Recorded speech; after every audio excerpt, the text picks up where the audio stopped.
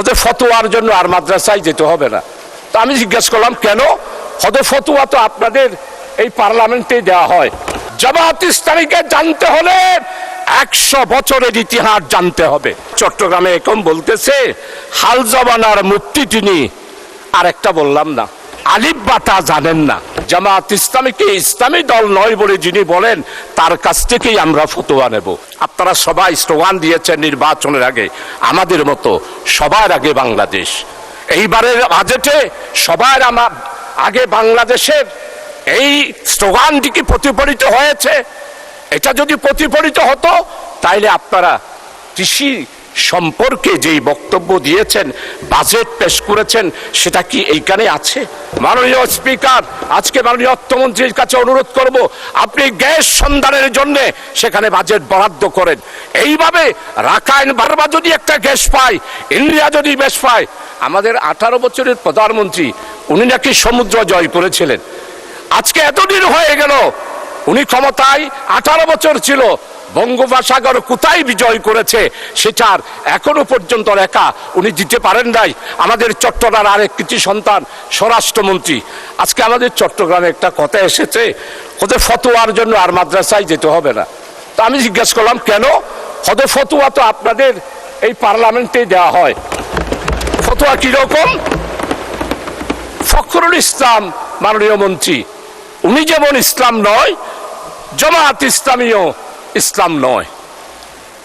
মানে স্পিকার, জামাত ইসলামীকে জানতে হলে 100 বছরের ইতিহাস জানতে হবে। জামাত ইসলামী কি ইসলামী দল না অন্য কিছু, সেটার ফতোয়া দেওয়ার দরকার নাই। তাই আমাদের চট্টগ্রামে এখন বলতেছে হাল জবানার মুফতি তিনি, আর একটা বললাম না, আলিফ বাটা জানেন না। মানে স্পিকার, আমরা ফতোয়ার জন্য আর হাটহাজারে যাব না, ফতোয়ার জন্য পটিয়াও যাব না, ফতোয়ার জন্য লালবাগেও যাব না। আমাদের এই মহান পার্লামেন্টে জামাত ইসলামীকে ইসলামী দল নয় বলে যিনি বলেন তার কাছ থেকেই আমরা ফতোয়া নেব। মানে স্পিকার, জামাত ইসলামের ইতিহাস, গণতান্ত্রিক আন্দোলনের ইতিহাস, জামাত ইসলামের ইতিহাস, ইসলামের উপরে যখন এই আঘাত এসেছে, জামাত ইসলামী বজ্রকণ্ঠে রাজপথে প্রতিবাদ করেছে, সারা বিশ্বে স্বীকৃতি দিয়েছে। জামাত ইসলামী হলো ইসলাম রক্ষার জন্য একটি মাত্র বাংলাদেশে, অন্যান্য ইসলামী দলের মতো নয়। জামাত ইসলামী গণতান্ত্রিক, নিয়মতান্ত্রিক, মানুষের অধিকার প্রতিষ্ঠার জন্য, ওয়েলফেয়ার স্টেট কায়েম করার জন্যই জামাত ইসলামী। তাই নির্বাচনের আগে আমাদের বক্তব্য ছিল ন্যায়, ইনসাফ, বৈষম্যহীন, কল্যাণময় একটি রাষ্ট্র আমরা কায়েম করতে চাই। মাননীয় স্পিকার, 1973 সালের বাজেট দিয়েছিল, সবাই প্রশংসা করেছিল, কিন্তু বাজেট দেওয়ার পর আমরা দেখলাম সেরু মিয়া, অর্থমন্ত্রী ছিল তাজউদ্দিন, আর বাণিজ্য মন্ত্রী ছিল সেরু মিয়া, আমাদের সতর্কগার্ডের শফি সওদাগর। অর্থাৎ ব্ল্যাকে যা মাল আসবে, যদি তাজউদ্দিন সাহেব পারমিশন দিয়ে দিয়েছিলেন, সেরু মিয়ার নাম বললেই সব পরিষ্কার, কালোবাজার। তাই আমরা দেখতে পেলাম 74-এর দুর্ভিক্ষ, তাই দেখতে পেলাম মরিচের দাম 150 টাকা, যেটা বিগত 18 বছরে এসা আলমের মাসুদ, আপনারা তার কথা বলেন, বাংলাদেশকে ধ্বংস করে দিয়েছে। এসা আলমের মাসুদের বিচার আপনারা করতে পারেন নাই। আমার ইসলামী ব্যাংকের 85,000 কোটি টাকা লুট করে নিয়ে গিয়েছে মাননীয় প্রধানমন্ত্রী আর তার বোন শেখ রেহেনা। 2,63 বিলিয়ন ডলার বিদেশে পাচার করেছে, সেগুলোর কথা বাজেট বক্তৃতায় মাননীয় অর্থমন্ত্রী আপনি উল্লেখ করেন নাই। আপনি আজকে বাংলাদেশে দুর্নীতি কিভাবে দমন করবেন সেটার কথা বলেন নাই। কোত্থেকে করবেন?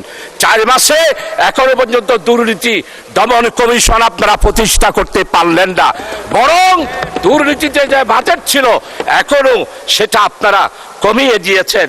তাই আপনাদের কাছে অনুরোধ করব, আসুন আপনারা যদি দেশ এবং জাতির স্বার্থে আমরা নতুন যেই যাত্রা শুরু করেছি সেই যাত্রার জন্য আপনাদের কাছে অনুরোধ করব, আপনারা মেহেরবানি করে দয়া করে বাজেটের মধ্যে আমি যেই 9টা মন্ত্রণালয়ের কথা বলেছি সেই মন্ত্রণালয়ে বাজেট বৃদ্ধি করার জন্য, সেই ব্যাপারে চিন্তা করার জন্য।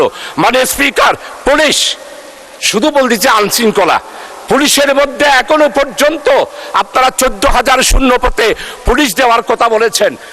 ফ্যাসিস্ট স্বৈরাচার শেখ হাসিনার আমলে যেই পুলিশ নিয়োগ দেওয়া হয়েছে তাদের ব্যাপারে কোনো তদন্ত হচ্ছে না। 4 মাসে 18 বছরে যেই দুর্নীতি হয়েছে সেটার শ্বেতপত্র আপনারা প্রকাশ করছেন না। আসুন প্রবাসী কল্যাণ, আজকে প্রবাসী কল্যাণ মন্ত্রণালয়ে বাজেট বরাদ্দ করতে হবে।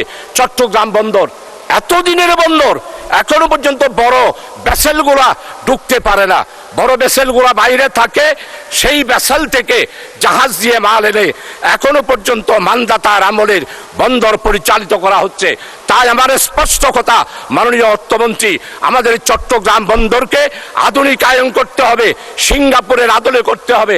আমাদের চট্টগ্রামকে আমাদের সাবেক তিনবারের প্রধানমন্ত্রী বেগম খালেদা জিয়া চট্টগ্রামকে বাণিজ্যিক রাজধানী ঘোষণা করেছিল। বাণিজ্যিক রাজধানী করার জন্য যা করা দরকার, সময় যেহেতু নাই, আমার কাছে স্পষ্ট প্রস্তাব আছে, সেগুলো আপনার কাছে আমি দিতে পারবো। এরপরে কর সংশোধন করার জন্য জাতীয় রাজস্ব বোর্ড যেই সংস্কার পরামর্শ কমিটি আন্টোরিয়াম গভর্নমেন্টের আমলে দিয়েছে, মাননীয় অর্থমন্ত্রীর কাছে আমি সেটা পেশ করব। আপনি সেই অনুসারে আমাদের জাতীয় রাজস্ব বোর্ডকে সাজানোর